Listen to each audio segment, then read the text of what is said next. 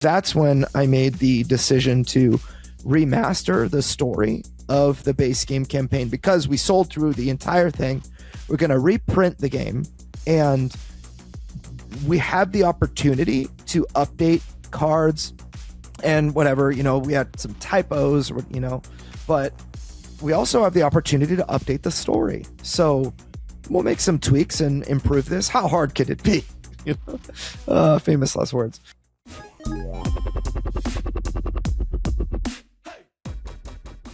Hey everybody, and welcome to another awesome episode of Crowdfunding Nerds. I'm your host, Andrew Lowen, and I'm joined as always by Sean. And today is an interesting episode because we're gonna so we kind of finished up our e-commerce, or rather more like began the conversation of e-commerce last week.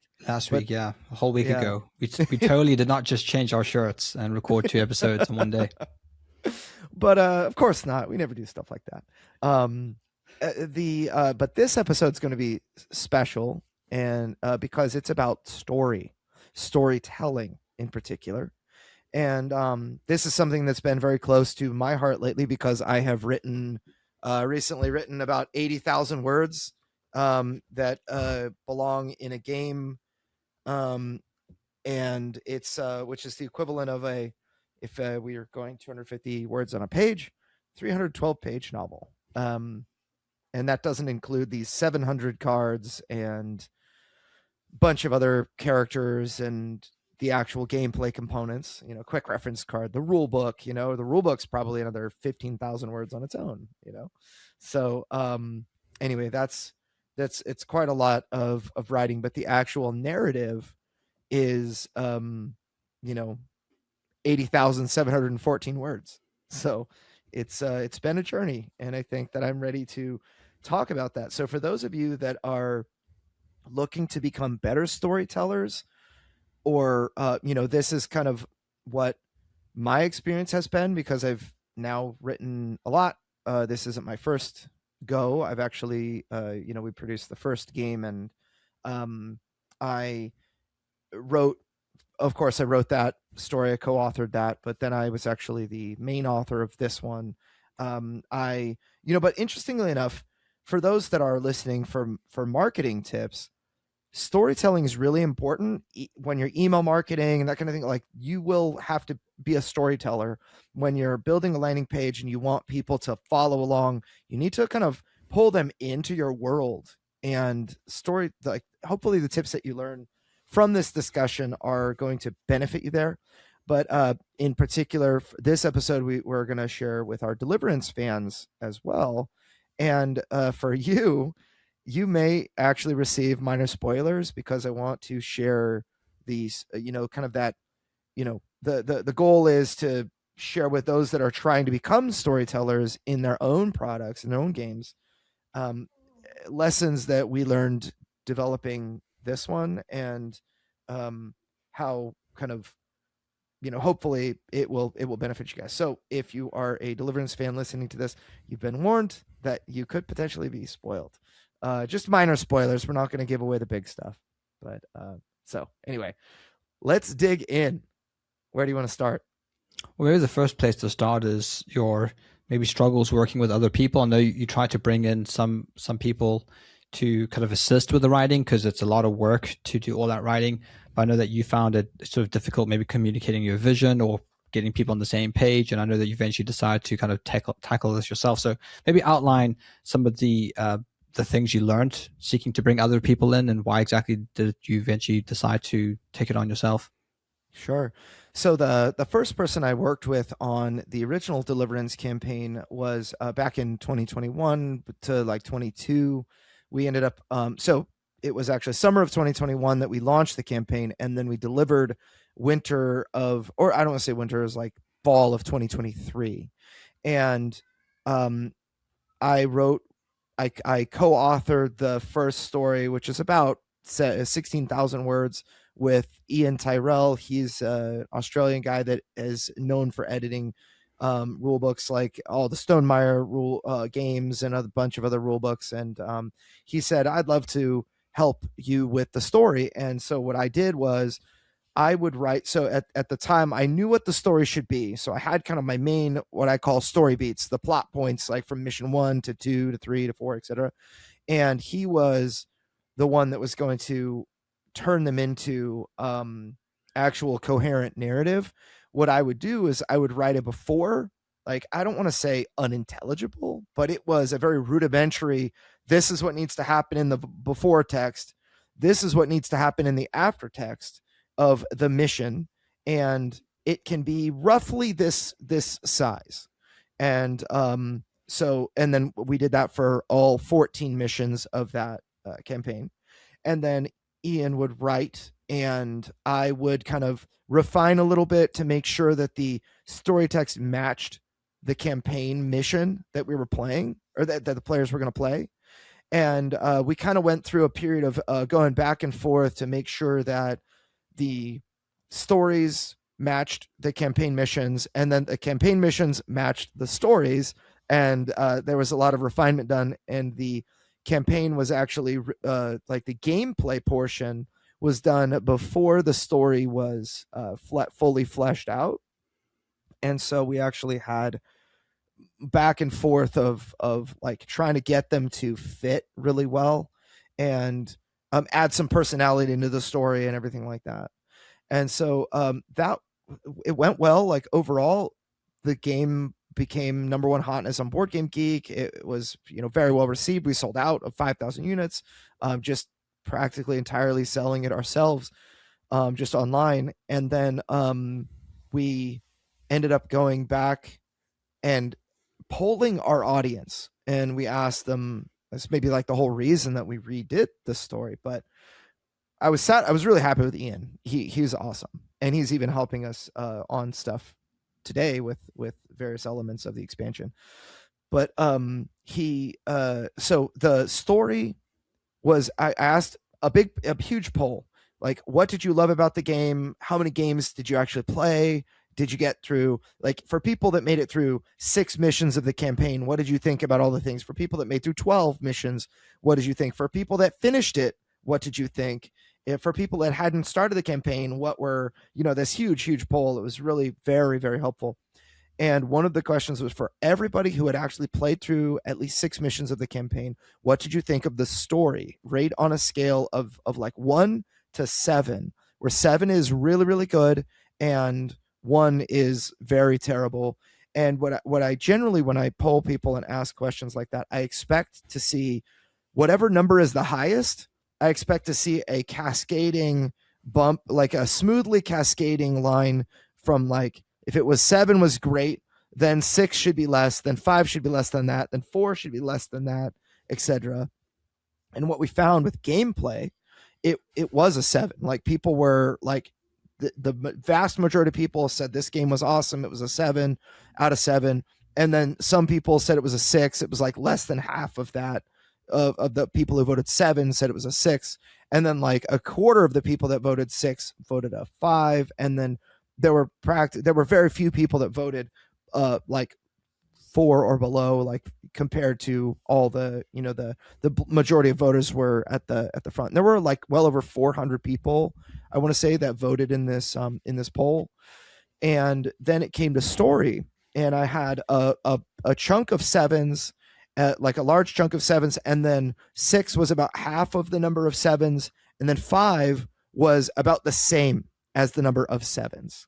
And that's when I knew, okay, this, because there's some people that just are going to love your product no matter what. They're just thankful for it. They're just happy to receive it. They love the story because they just love it, and they can't, they've got rose-colored glasses on. They're just your huge fans, and there's nothing you can say that's going to make them not like your game, And and then of course on the opposite end, there are people that are never going to like your game no matter what you say. It's like, I don't like this because of some whatever. And then there are all the people in the middle, and that's really what I'm trying to gauge. It's like the people that could be swayed to like the game more with story. Was it like, did it give you what you hoped for? And I saw that it wasn't terrible, but it could be improved. And so that's when I made the decision to remaster the story of the base game campaign, because we sold through the entire thing. We're going to reprint the game, and we have the opportunity to update cards and whatever, we had some typos, but we also have the opportunity to update the story. So we'll make some tweaks and improve this. How hard could it be? Famous last words. So we ended up, with, of course, a full expansion as well. And one of the nice things was we were going to be able to write the entire expansion story and then modify the base game story to better fit the expansion, which is going to be kind of the conclusion of a the we'll call it the Fallbrook arc of Deliverance. And the what's going on in Fallbrook is the question is, what is the devil doing in Fallbrook? It's like the big question. And why is he there?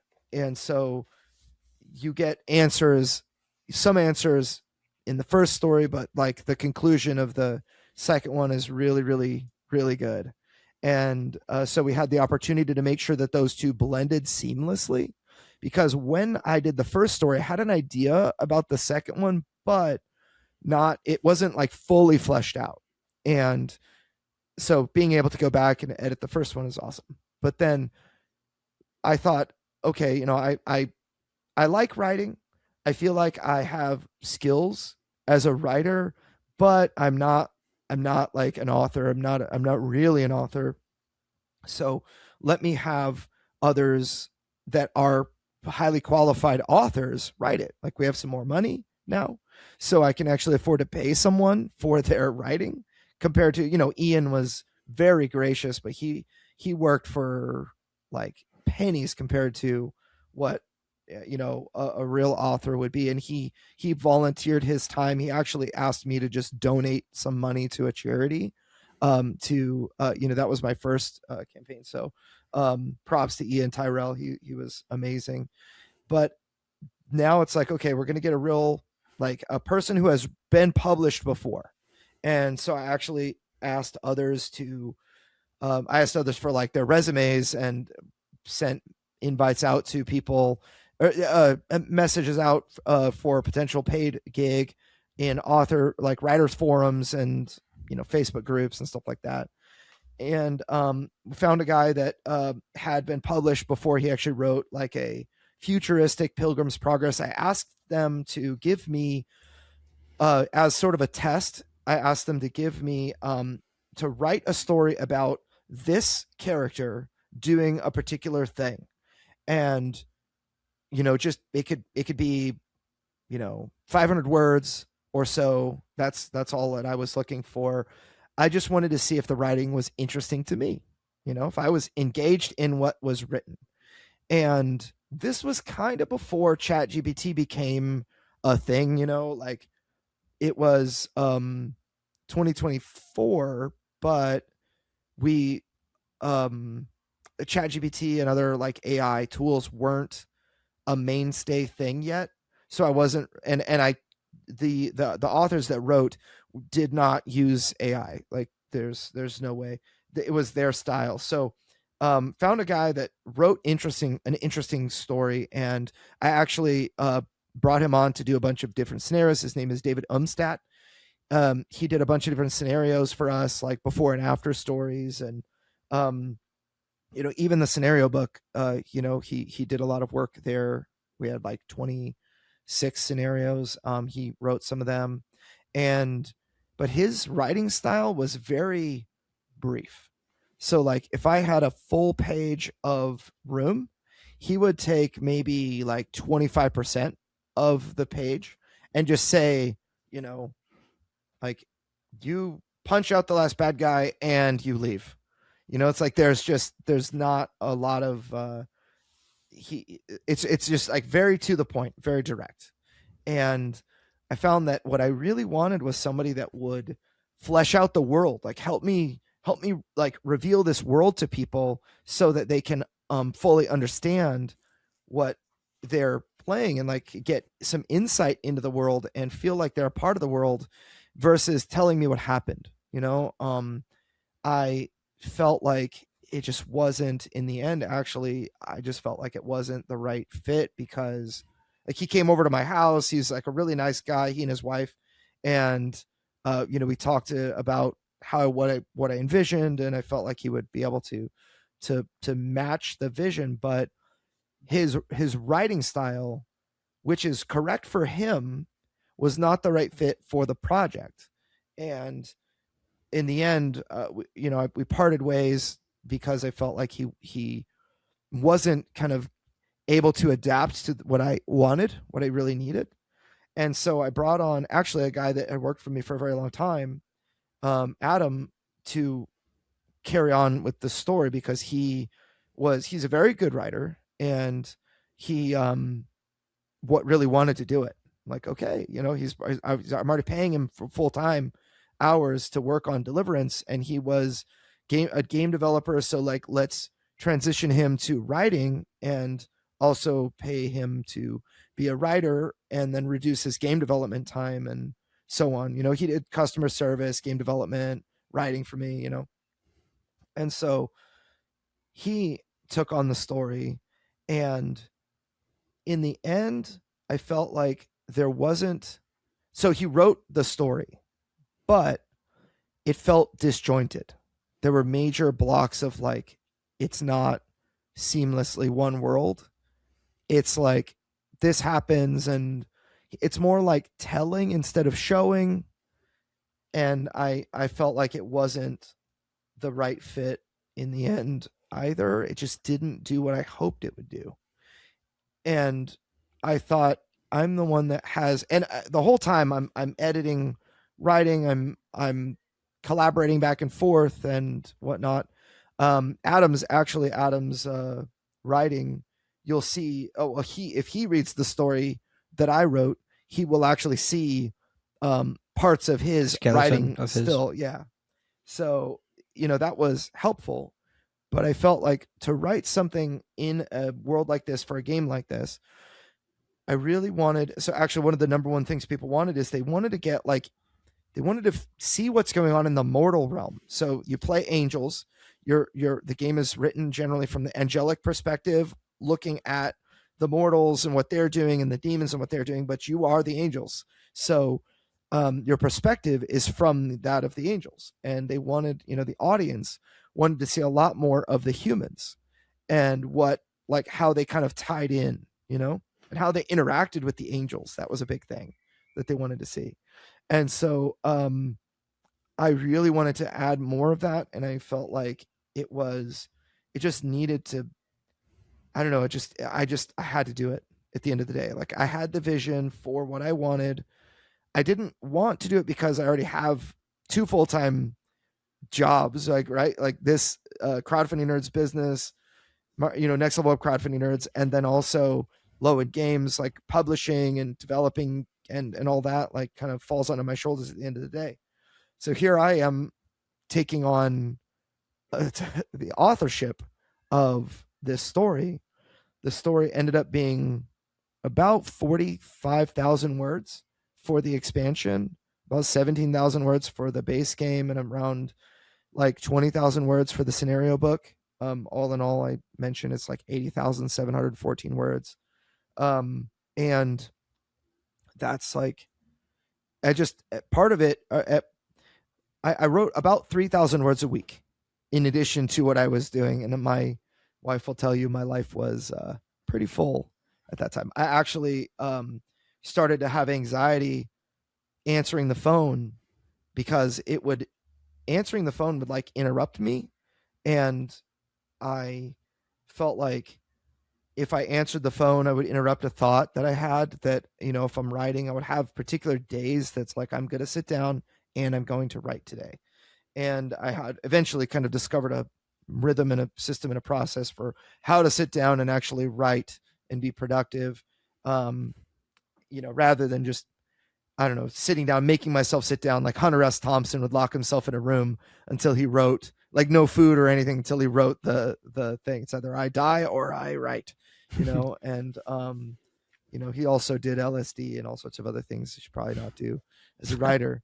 But I don't know, worked for the guy that wrote Alice in Wonderland. But so anyway, the phone would give me major anxiety, and I actually eventually put my phone on silent the whole day, all day, and I have like messages, and I found that I would even have to I would basically be forced to neglect certain like leads or whatever. I have to like redirect them to the team. Thank the Lord I had people in place, like Ryan could onboard people. You guys can do the ads and whatnot for clients.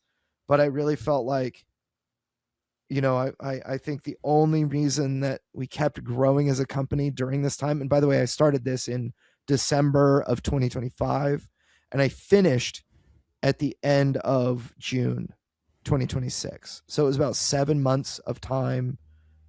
I think like 3,000 words a week of writing, and then eventually reviewing and editing and whatnot.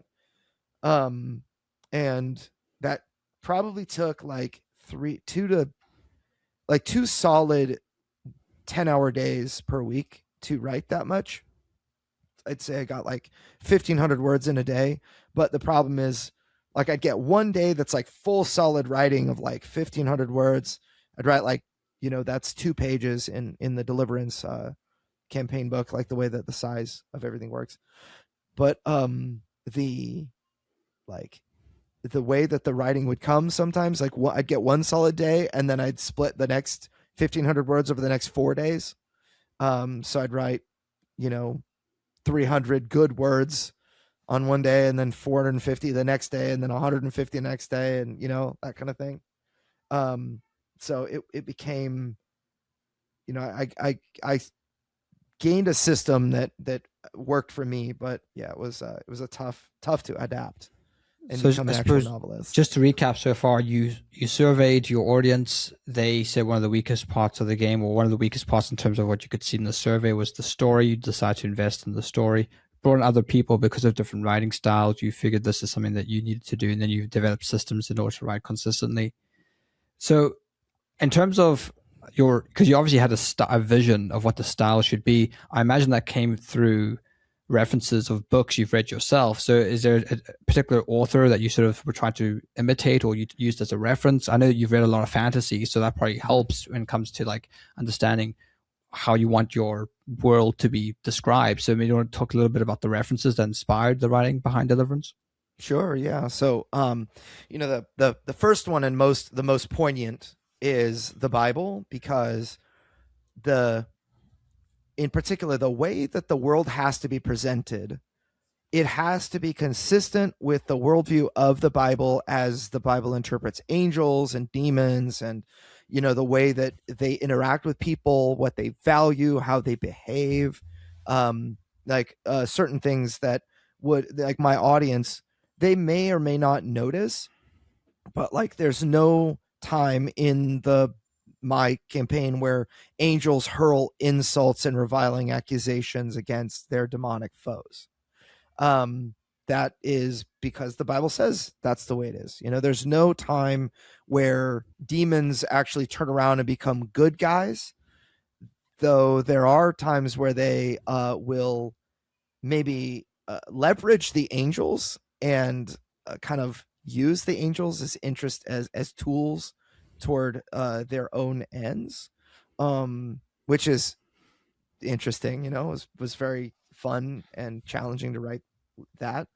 There's no time that an angel gets redeemed. There's no time that an angel will like fall and like, oh, surprise everyone, I'm a bad guy. That's like the cheesiest, stupidest garbage that ever happens. Like, that just doesn't happen in the Bible, right? So there was a time of the fall, and that happened, and whatever. So that is kind of my Kind of sounds like election, Andrew. sandbox. Huh? Kind of sounds like election. Well, that was kind of my sandbox that I could play in, right? So So apart from the yeah. Bible, was there any other authors you sort of? I know you've read you read a lot of Harry Potter, but Yeah. did J.K. Rowling have an impact? Yeah, so I've read, like, I call them the big three. You've got, Brandon Sanderson, J.K. Rowling, um, what's the guy that did Wheel of Time? So we read like all the, I've read a lot of fantasy, but some of the, of course, J.R.R. Tolkien with Lord of the Rings. Lewis. great. Yeah, C.S. Lewis, a lot of really, really great, like very accomplished writers.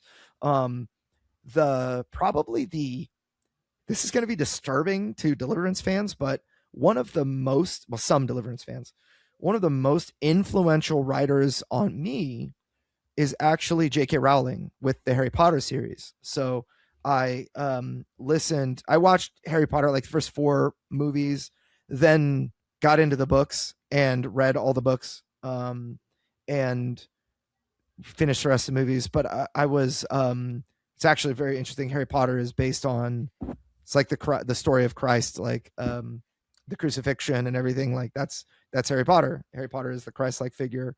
But and J.K. Rowling says so.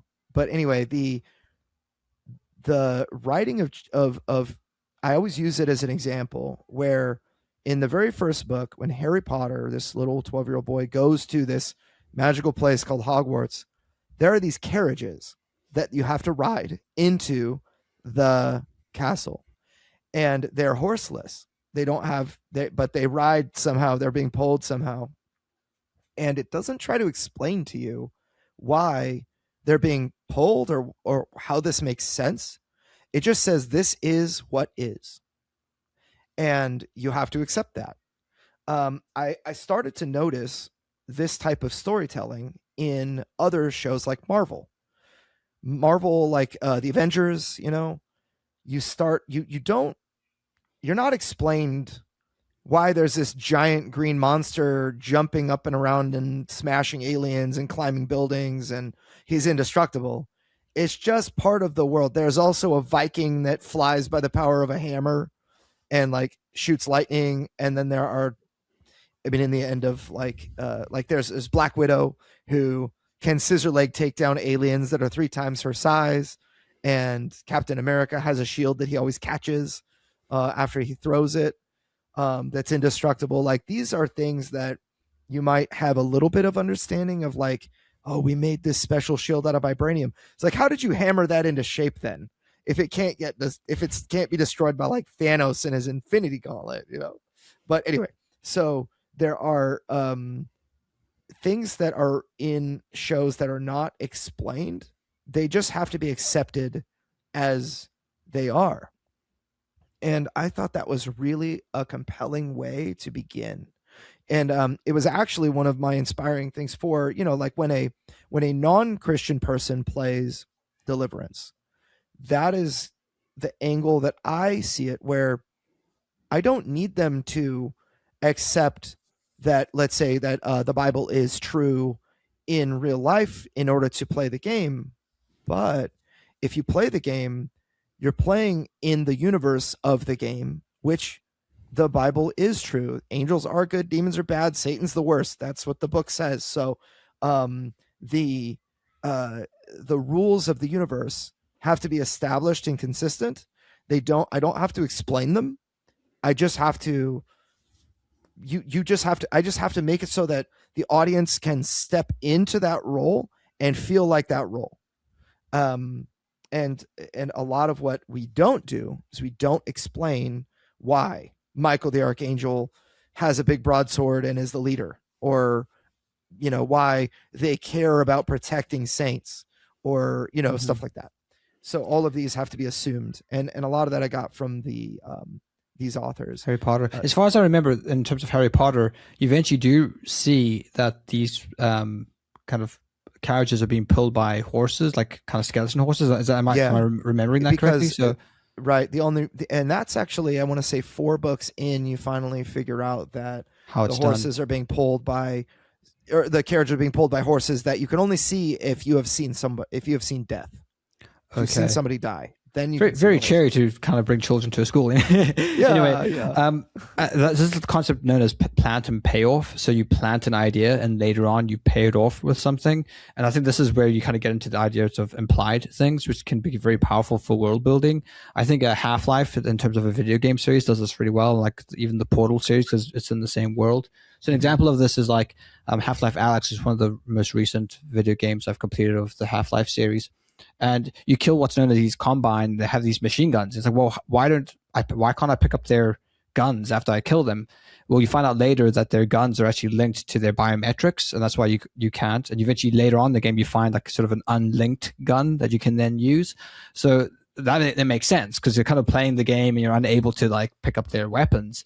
But later on, it's explained why. So that's, again, it's like a plan to payoff. And then it's like, oh, this makes sense in this kind of like dystopian future where even the weapons are linked to people's like biology. So it kind of helps build the world and how like dystopian it is, and that they're kind of doing these experiments on these soldiers and things. Yeah. But that, again, it helps build the world. I know there's another one in like the Portal game where it's implied that, it doesn't say it explicitly, but it's implied that the Combine, which is like this alien race that's taken over the Earth, is out there, and actually being inside this kind of test chamber where this AI robot's trying to kill you is actually better than actually being out in the real world, because out there the Combine rule and it's not a pretty sight. But again, it's implied, it's not explicitly said, which I think is really good, because it's almost like Jaws. I don't know if you've seen that film, but they don't show you the shark until the very end. It's like it's the implied threat. Yep. It's actually scarier than the threat itself. The reveal of the monster is extremely in monster thrillers like Cloverfield or Godzilla or Jaws. The actual monster is the reveal is as important as the monster itself. Hey, crowdfunding nerds, if you're looking for an awesome fulfillment partner for US shipping, you should really consider Bridge Distribution and Fulfillment. I personally use them. I've used them for multiple projects. They do such a great job. They also can fulfill Amazon orders and get you prepped for Amazon and their warehousing team. I have been so happy using Bridge Distribution. I'm really proud that they're sponsoring us. If you reach out, bridgedist.com, that's bridgedist.com, let them know we sent you. All right, now back to the show. Yeah, so I think kind of using the idea of planned payoff in your writing is going to be very powerful. But yeah, it's interesting to see how it's used throughout other things. Because in terms of cypherpunk, the stuff I've been doing here, I'm implying a lot about the world, but I'm not explicitly saying it. But you should be able to put the dots together and kind of work out, oh, this is the kind of world that it's in. And I think that's a fun way to do it. And I think it means that you're not treating the audience as if they're stupid. You're sort of allowing them to make their own discovery and kind of logically put things together. And I think that probably takes a lot of work to do that right, because there's the other danger where it's too subtle and then people don't get it. So how do you kind of draw the balance between implying things with subtlety, but not being so on the nose that it's just kind of an insult to people's intelligence? I do know that in filmmaking, there's a philosophy that you can't actually be subtle within filmmaking. So let's say that there's a bad guy and he's slipping a secret message into his pocket. In film, you actually have to zoom in at him secretly putting it into his pocket. You can't kind of, because a lot of people will miss it. Maybe that's just because it's visual.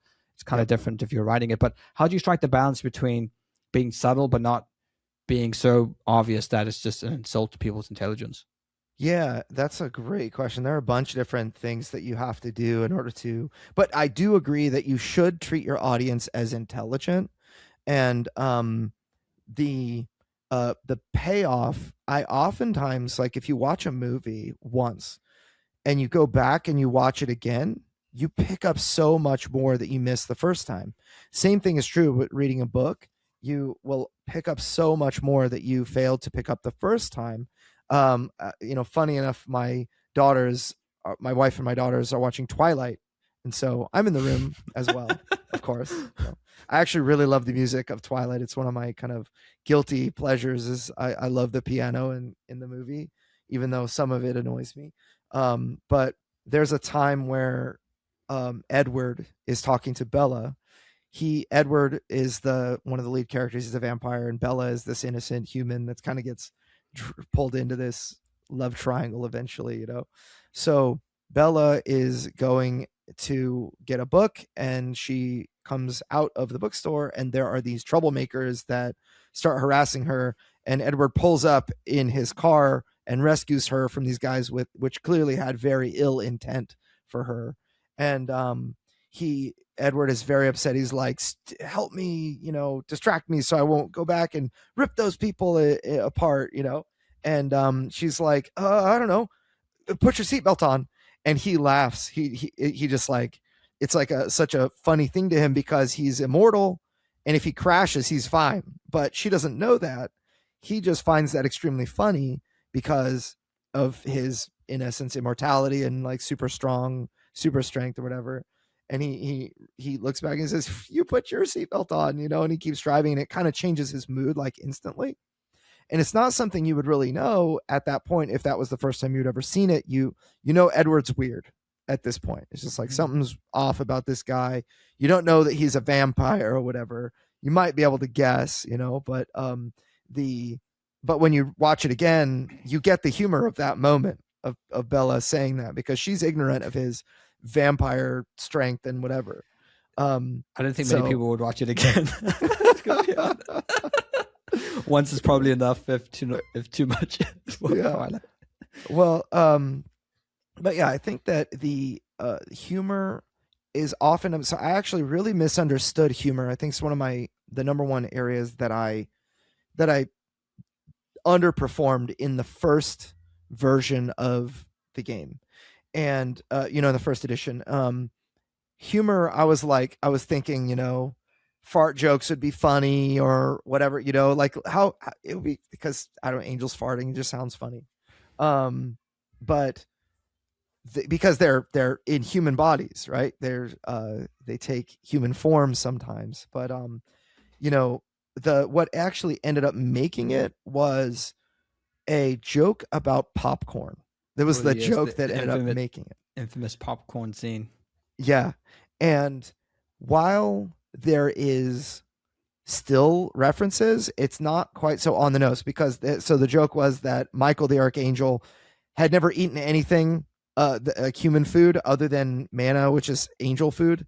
And the priest that is in this church it's a very poor church that didn't really have any food left, but he found microwave popcorn, and he was like wanted to give these refugees that are actually angels but are posing as sort of homeless refugees, like homeless vagabonds, we'll say. He wants to serve them, and so he gives them popcorn, and they love it. And so the joke in the original campaign was a little too on the nose about Michael being like turning his nose up at this stuff and then trying it and being like, this is amazing. It's like green eggs and ham, but the popcorn version with angels, instead of Sam I Am not liking green eggs and ham, from Dr. Seuss. So that we really kind of walked back, and I learned that you can be so much more subtle about things that are truly funny, just because the characters themselves, when you understand the characters, you see things through their eyes. You don't need to explain Michael had never eaten manna before, so one of the things that I found is, Michael scrunched his nose because the word "because" needs to be struck. If Michael scrunches his nose because the manna or the food in front of him is like, he's not sure about it, you should express that in dialogue. So, it's like, or if Michael asks something like, what does it taste like? He's clearly never had it before. Or, he might scrunch his nose and ask, what does it taste like? Or is it safe? You've got lots of different examples of, just that character being able to express themselves without you having to use adjectives. He said disgustedly, it's like, I'm telling you that Michael's disgusted, but I'm not showing you he is with his dialogue. Right. So adjectives were like kind of became the enemy, if you smile gleefully or you smile angrily or whatever, like, just don't tell me that you were gleeful or angry. Just show me in the dialogue that you, express that with your character. Right. So those are some of the things that we used, but I think that the story. So there are some, we'll call it variables, and some that are like very consistent. Angels have to be pretty consistent. They just want the best for the saints. They're kind of boring naturally because they're good. There's never any variance in them because they're good. So I have to give them personalities. And so personalities are really interesting to do for angels, but very possible. It's just you have to, the Bible actually shows angels express emotion. Angels express emotion. They despair. They hope. They, and a lot like people, they just can't sin. So they can be angry. The Bible says you can be angry and not sin. But the angels expressing themselves is very kind of challenging, but otherwise the angels their behavior is good. If a saint is in trouble, angels are going to help. They're not going to be like, we can't, avoid, or we can't sacrifice the time because the devil's over here getting away. We can't save that saint.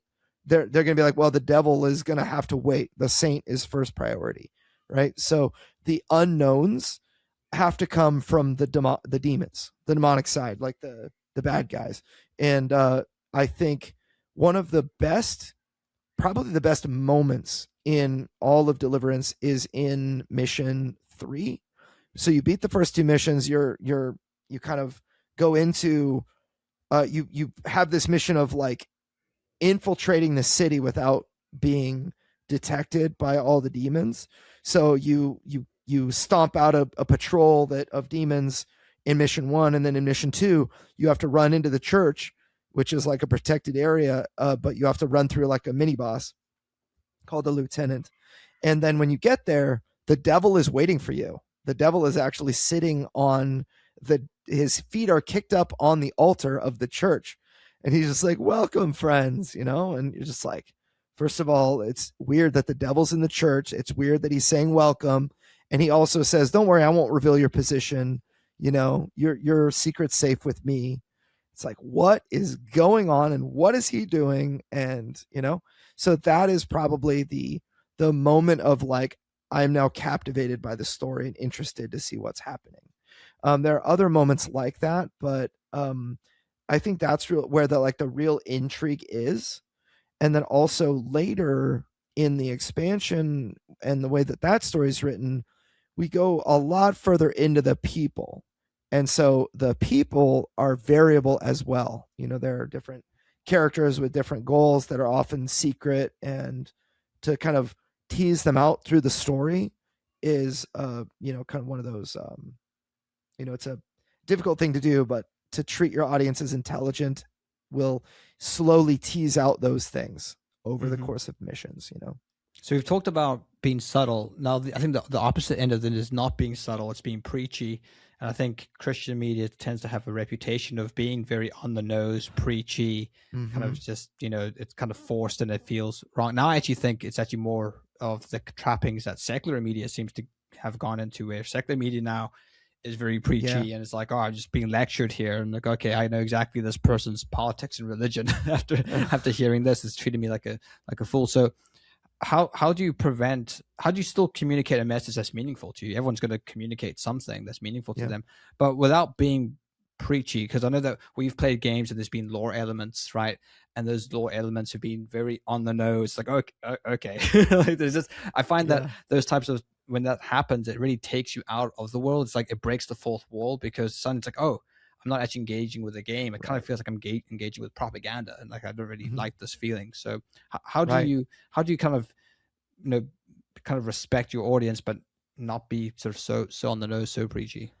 Yeah, so there are a couple of like major points, and then more others that are more subtle. So the first thing is, when people played through the original Deliverance game, they, especially non-Christians, but I will say it's about 50-50. Christians and non-Christians were both concerned about the preachiness of this game, because I bill it as a Christian game. So they wonder, like the non-Christian people wonder, like, where is you must repent, you must repent and get baptized, like by mission 7, or where's the cheesy grandpa that's like fireproof? And then Sally said, explain to me the gospel. It's like 3 pages of dialogue. Yeah, exactly. Where the grandfather says, well, dearie, let me sit y'all down and tell you. In the beginning. So Christians are worried about cheese, and non-Christians are worried about me preaching at them, proselytizing and saying, you need to accept my faith in order to live life and whatever. And the whole thing is like we're at this table to play a game. If I wanted this information, I could get it, but I'm looking to have fun and sort of because I wanted to be Michael the Archangel and slay demons. And, but here I am engaging with the writer's politics and religion in a way that is like uncomfortable. So my thought is, so the first thing we did was we actually start with, so back to the whole universe. If the Bible in the universe, the Bible is true. So Christ, rose from the dead on the third day. He's your commander in chief as the he's like the boss, and you're his army, and so you're doing Christ's bidding. And so we start with Christ died, rose again, is seated at the right hand of God. We don't have to be like explain that. It's the basis of the entire story is that happened. So we don't need to give the gospel because the gospel is assumed to be correct. And what this allows is it's like, okay, there are people that are non-Christian. They'll be like, well, hey man, there is no God, but I'll play an angel. And so they're not forced to confront this like person as like, oh, they're the gospel and here's the presentation and whatever. And you don't get a bonus for repenting of your sins sometime during the campaign, and there are a lot of people that were concerned that there's going to be a moment where there's going to be this preachiness that like hits you when you're just interested by the game mechanics and it's super fun. You're really excited to play the next mission and I've got you hooked. Now I'm going to bait and switch you with some preachy propaganda about how Christianity is so wonderful and you should be a Christian. That's not what we do because we start there and then we build a really awesome story using that as like the basis of understanding of this universe. And I think that there's a lot of time you may be tempted to share what it is that you personally believe, but I think the characters need to be who they are and what do they care about and why would they care about sharing with someone else. What I elected to do, because there is we'll call it a story of redemption. There is a story of redemption for a character. There's also a story of damnation for a character. But the way that it's done is kind of like based upon their choices, these things happen. You see the aftermath of their choices. You don't necessarily see the like you don't see them make like, all right, I believe in Jesus now, or like I reject Jesus now. Like you don't see that, but what you see is their behavior, and like the Bible says, by someone's fruit you will know them. Right? Like a good tree produces good fruit, bad tree produces bad fruit. So the good guy with the good tree producing good fruit, that's the good characters in the story are trying to do good things. There are others that are producing bad fruit that repent of their wickedness, but not necessarily they're not like being so on the nose obvious about it. They're just like, I was so wrong, I was so mistaken, maybe. So it's more about showing the characters the way that they behave, the choices that they make, and the consequences of their choices. Which in this case, we get to see, minor spoiler, but we get to see the consequences of choices after people leave the mortal coil. So because you're angels, right? You're like beyond, you see after, if people die, you see them still, and their spirits are eternal, right? So you can still engage with them and talk with them and see them and whatnot. And I think that actually makes for, you can't do that a bunch, but it makes for probably some of the most powerful moments that I can like that are just really meaningful to the story that I wrote. A really, really good payoff. So in moments like that. Yeah, in terms of not being preachy, I think Lord of the Rings does this really well.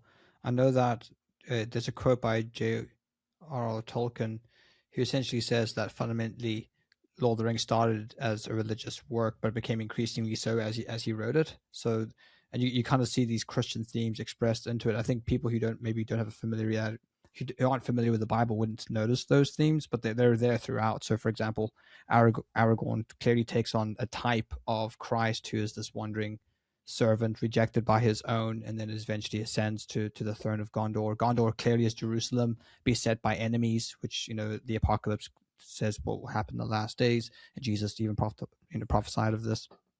So there's all these kind of Christian themes. So it doesn't seem preachy, but it still communicates all these kind of core Christian ideas and beliefs within it, and it's done quite subtly. So I think that's a way where you can tell great stories by maybe focusing on the overall themes, which I know you've done. You've kind of come to this saying angels are like this thematically, demons like this thematically, and then that's how you communicate the kind of like maybe core ideas of the game and its belief system. So in terms of writing all this text, I know you probably wrote it in different sections and chunks. You probably came back and tweaked and modified. I know one thing you got me to do is kind of read over it and kind of sanity test it. There's this term in script writing called continuity, as just to make sure that things make, because you might make a change, like someone picked up a red mug and then like the next thing it's like a green mug. So it's kind of making sure that there's that consistency. Or how does this person know this information? You've kind of like with your author's kind of brain kind of inserted that they know about something that they shouldn't actually know about. So that's quite challenging, but I think the best way to kind of address that is to get someone else to look at it who isn't familiar, who's like literally reading this for the first time. They have no context, because it must be very difficult as the author to try to pretend like you don't know the information and trying to write it. So maybe talk about the process of making sure that there was continuity, because that can be world breaking, can kind of completely just take you out of the narrative. If something like, oh, how did this person know that the person had this secret message and was going there, whatever. Yeah. There are a couple of different kind of pieces to the puzzle. Is like, you're right that the whole story is in my head, and so I know what is happening at the very end, but each scene, what has really helped me is to take each scene is from the perspective of a single person, whether that's, you, air quotes, you, who plays an angel, or it's from the perspective of like Karen, who's a major character in the game, or it's from the perspective of one of the demons or of the devil. The narrative has to be written from whatever perspective you choose. And so the only thoughts that aren't vocalized have to be from the perspective of that character. And oftentimes, the character, the way that they behave, where they're staring out the window, like, and the daughter says, "Hey mom, we have to talk." And the mom's like, what, okay, yes honey, yes dear, whatever, like that type of like what's she thinking about, and so there's actually a case with a scene like that we actually changed, where she was kind of there. One of the main characters was very disturbed by an event that happened that they actually couldn't have known about at the time, and we found it and we modified it, because it's like when they do find out, that it's a very impactful moment on them, but they are in ignorance, they're being kept in the dark by others, and so that's a really, really important moment. Very easy as a writer to write in things that characters should not actually know about. I'll cite back to J.K. Rowling, who I think does this the best out of anybody that I've read. The perspective of every single thing that you read in Harry Potter is from Harry's perspective. So all the books in particular, they're always from Harry's perspective. So the audience does not know about it if Harry does not know about it. So and that's really where it goes back to like the carriages that have no horses. He's like, what's going on here? And he's got like, there's this whomping willow that's going to smash you indiscriminately because you got too close to it. Why does it do that? It's like, Harry doesn't know, so you don't know. but Harry had to roll out of the way of this whomping willow trying to smash him like a sledgehammer smashes a pumpkin or something, and so that much, right? So the perspective is really important. What do these characters know? So for me, the one of the ways to kind of get the audience ahead of the characters is to change the perspective of the scenes. So, for example, we start in the mortal realm with the mortal characters from the perspective of one of them, and then I do star star star, as a separator, and then I change the scene to the angels in that same situation. Or maybe it will be like there'll be like an interlude written about the mortals, and then the next mission is going to be written from the perspective of the angels, dealing with what that mortal didn't understand was going on, So that has become a really important tool in the way that I wrote Deliverance, is the changing perspectives. Another thing is maybe related to the way that we wrote the story. I learned from the first game that you can't put together a bunch of missions. I had an idea for the story, and I wrote that idea into the actual missions. And then I'm like, all I need to do is write the story pre-text and post-text so that you can read the first part, you play the middle part, and then you read the conclusion of that particular mission. I found that created a rather disjointed thing that I had to work very hard to go back and forth and make work, fit. Each piece had to fit perfectly. I had to do a lot of whittling of the components to make them fit right and whatnot. So before we started any of the missions, we wrote out the story beats. These are the major story beats that are going to happen, the major plot points that are going to divide into missions, because the expansion has a dynamic campaign that will change based upon your choices. And the story can't be generic. Like for Gloomhaven, for example, you have like 95 missions. You might have like 130 missions in the box, but only 95 that you may experience. And you may be playing this character or that character or the other character. So the missions themselves have to be somewhat generic. It's like you went into a bog and, oh no, there are slime monsters and they're slinging slime at you and it's really bad. And there's a big slime that comes out. It's like, that's a pretty simple story to write. But when you're like, there has to be continuity between the missions, the same characters are playing through the missions, you're discovering things, and there's a final boss or whatever. And there's a choice that you can make that will vary if you go left or right. It's going to change things. If you save a character or you don't, it's going to change things. If, for the rest of the mission, it's going to have or the rest of the campaign, it's going to have a cascading effect. So to write like that, we had to make story beats first. We had to see where there were elements that would allow for a deviation in the campaign. So a player choice that would be meaningful is in mission 3. Really very meaningful choices in mission 3. What you choose as a player during the mission is going to send you one path or another.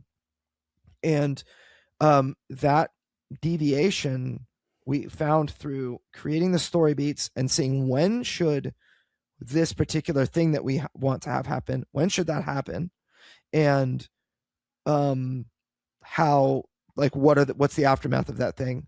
We were able to figure that out with the story beats, and then design missions that reflected the intended story. So while we didn't have to write the whole story, we were able to design the missions right from the very beginning with the story beats in mind. And sometimes it was like we had a surprising deviation that we're like, okay, players are going to have to make a choice in mission 9, or after mission 8. And you're going to have to go this way or that way. And it's not going to be the thing that determines like the final boss or anything, but it's going to be, you're going to have consequences based upon your choices. You have an optional choice to fight I don't want to reveal too much, but you have an optional choice where you may do something, but you don't have to. And then later in the campaign, you may you may make a similar choice that would bring you to the same place, but because it's earlier in the campaign, you would discover whatever's going on much earlier, versus later in the campaign, you would discover much later. And so we had to have a power increase of the bad guys you fight.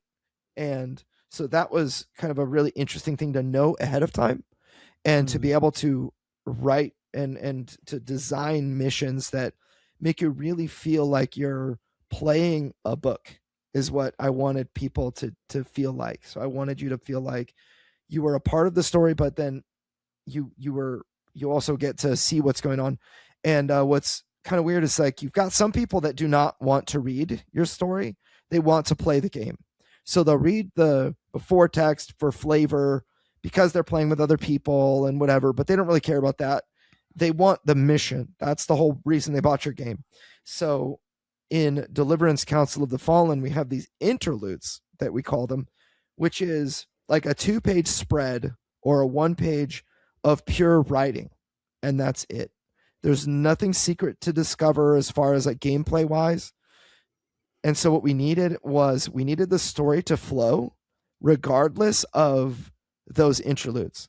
So for players that would play through the game and just be like, I don't have time to read these 2 pages, I'll have to read them later, but I want to play the next mission, so I'm going to play right now. I'm just going to skip it.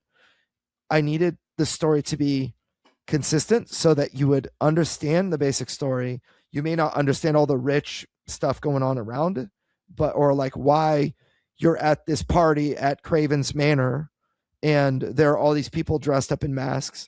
You might not really understand that, or why the priest is over there and people are ignoring him or whatever. But you understand that you're there, and you understand why you're there as the angels, because you've kind of got a tip and now you're here. So that's very similar to World of Warcraft, where when you did a quest, it'd give you the long text, and then there was always a summary of what to do. So if you just wanted to like find out, okay, what do you want me to do? I'll just go do that. Otherwise, if you wanted the kind of lore and backstory, then you had that option to read all the text, which I know Richard does. Yeah, that's why he's not max level. So, but yeah, there are other games also, like Final Fantasy series. You've got huge cutscenes. I mean, I don't know if you're like me, but you skip those cutscenes. Like, forget it. There are some that you have to watch, and you're like, okay, well, I guess I have to watch this. Other people are super into it. They want all the text written out. Before you press X to like continue. Like, I had a friend that would get so mad if like I skipped early. They would get so upset, like as a kid, because they wanted to read what the characters were saying. It's like, I just want to get through this so I can play. Like, I want to fight the boss or whatever. And you have those 2 different groups of people that you need to appeal to. And some games, like, for example, Shadows of Brimstone is like a board game that has like massive amounts of narrative. Also, like the Isafarian Guard is another great example. Massive amounts of narrative that is perfect for those people that really love the narrative of games. But even myself, I really do like narrative, but I will skip things and then come back and read them later, because I'm here to play a game.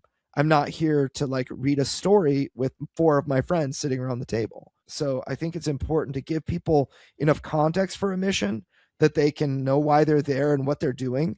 It's like in later in the Deliverance Council of Fallen campaign, another minor spoiler, you're putting out a fire and there are these saints that are able to help you.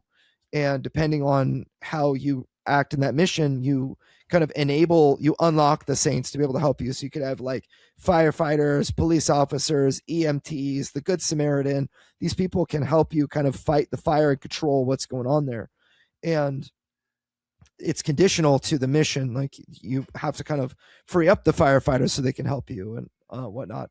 And that is, you need a little bit of understanding of what's going on. The context is like, oh, there's a burning building, and there are people trapped inside, and you have to help them and whatever. But you don't need to know why necessarily it lit on fire. You just need to know that that's where you're returning, and that, oh man, you see it's on fire and people are fighting the fire around it, so now you need to help them. But there's this rich context in the middle that isn't necessary to the gameplay that would really be cool to learn. So I think that's the way that we chose to go with it, and it's something that I just cannot wait for people to play. And I think one thing that can help with your creative writing is to be a game master or a DM for a tabletop role-playing game, because it kind of forces you to think in terms of world building, episodes of what happens from adventure to adventure. One of the great advice that I received when starting to do game mastering was that before each mission, plot out or write out what happens if the characters never played the session, what happens to the world, and that kind of frames the adventure and the next adventure. And I always thought that was particularly helpful. But if you're playing tabletop role-playing games, what you should do is download the tabletone.app app and give that a listen whilst you're doing your adventures and as you're developing your stories. It's a great app and you can get it for free, so make sure to go to tabletone.app to check that out. Yeah, you can. It's so cool. Like, especially with Deliverance, it's like very thematic game, and you've got different environments that you can set up, and you can dynamically change the music from cheerful to neutral to dark. You can go like, you have sound effects, you have a bunch of different like ambient sounds. So like, if you're outside at night and you want bugs to be making their music, like grasshoppers and whatever, like, it's just really cool. You've got like lots of different ambient environments that you can use. Caves and dungeons systems. And yeah. And they have a pretty robust free version. So you don't have to pay for it. You get to download it for free and use it. And I do for like Root RPG and Deliverance and stuff like that. So pretty awesome. So pretty cool.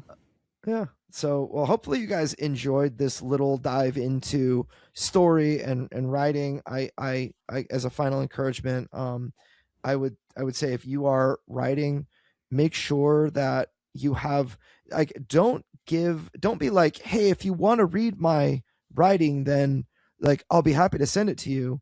People are busy. And I've found that by doing that, you're more like, you're in this world that you're just really excited about because you've been immersed in this world, and other people don't even like, they're busy, they're immersed in their own world. And so when you ask them to stop and read 10,000 words or whatever, they're going to be like, yeah, sure. And then you're going to be like, hey, it's been 2 weeks. Have you read it yet? And they're like, I have not even touched it, And so you want to say, I need help editing this.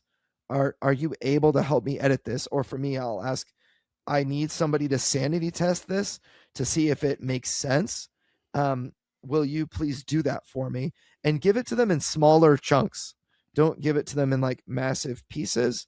Is very helpful, but find someone that is dedicated to doing that, because I don't think that you're going to be able to produce a great work without an editor.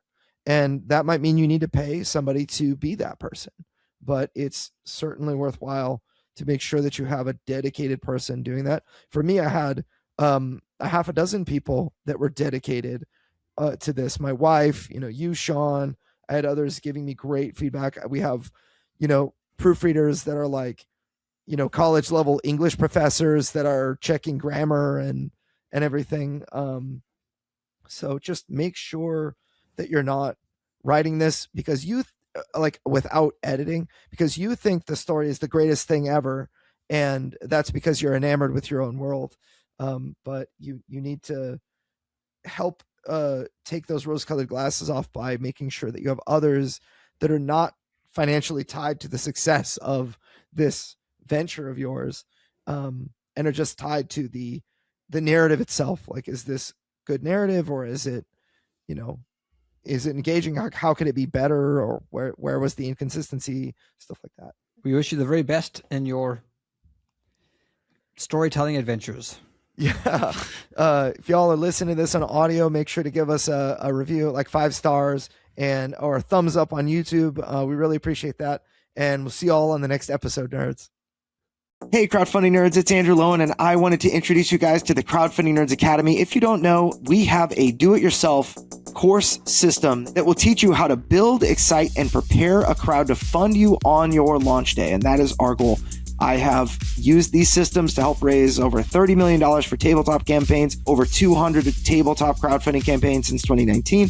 I've generated over $100 million through e-commerce sales using these processes. These courses teach you how to replicate our results. They're made for the small creator.